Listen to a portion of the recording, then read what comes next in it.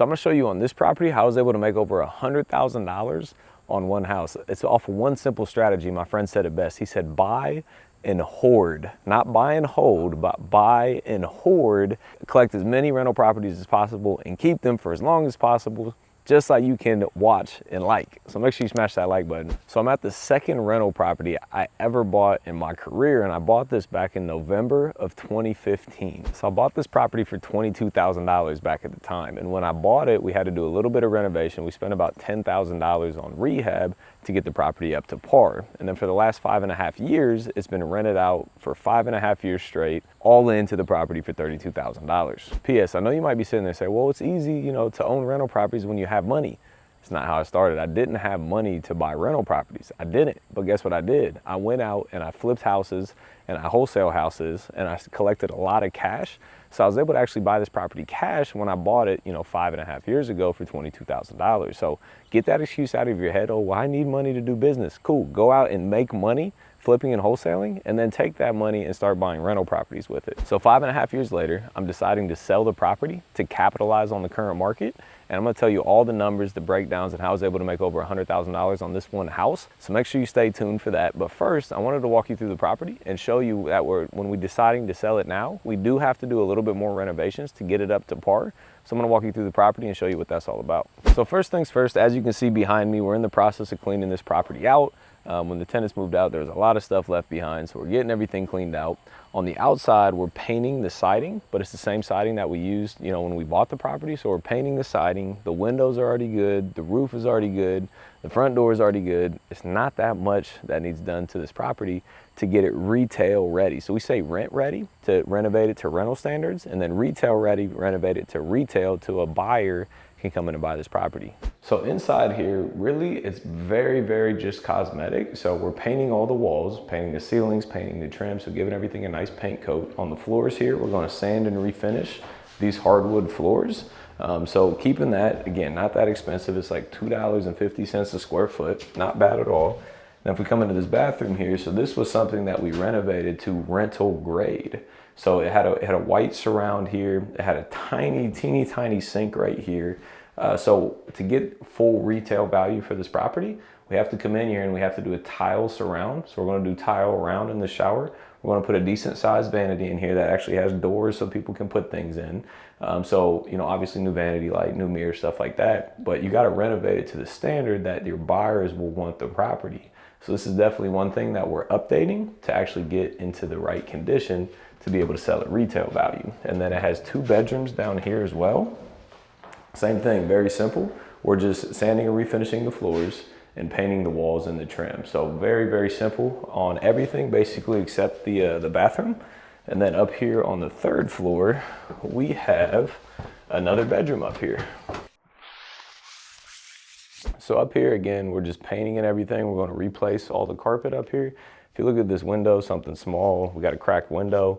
We got to replace the window. Somebody probably threw like a rock at it or something.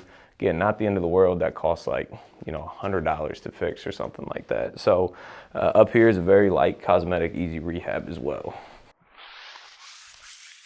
And then in here, when we bought the property, we kept the original cabinets, but again, getting it retail ready. We're coming in, we're replacing all the cabinets. We're putting in new granite countertops, new tile backsplash. We're gonna make the kitchen look like a retail ready kitchen. So that's what this is under construction right now. So down here in the basement, when we bought this property 5.5 years ago, it had the entire foundation re-supported. So if you look here, we have these metal I-beams because this wall was bowing in. So they put I-beams in to stop the bow, which was amazing. And then if you look down here, there's a small gap between the floor.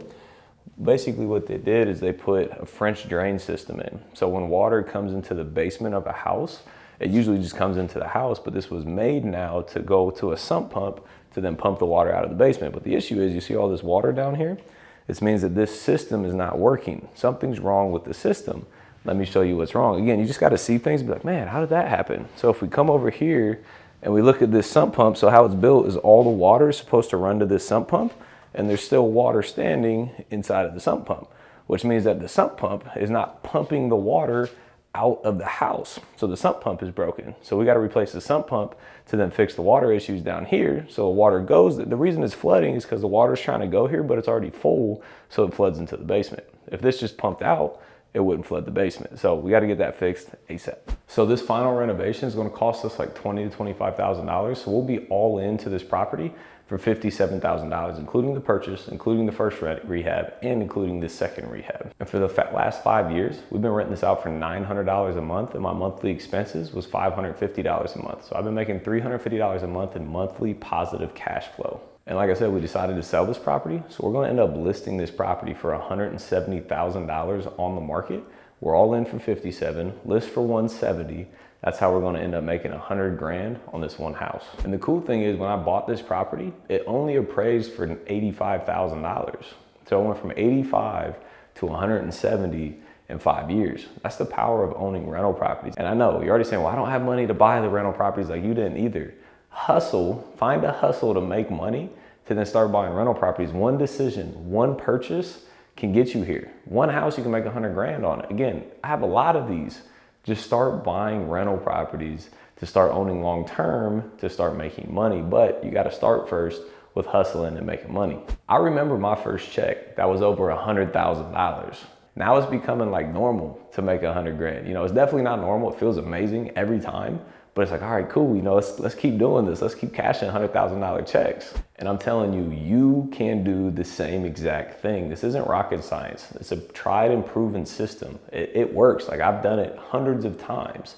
And if you want to learn how to do it as well, if you go to thereblueprint.com, that's thereblueprint.com, I give you all of my systems, all of my processes, all of my how-tos, everything that I've done to get to where I'm at in my life. I make it available to you to learn from myself so you can go out there and do it for you. So make sure you get over to thereblueprint.com. Get started today. Stop wasting time. So make sure you smash that like button for the YouTube algorithm. Drop a comment below. Let me know any questions you have. As always, I appreciate you being here. We'll see you on the next one.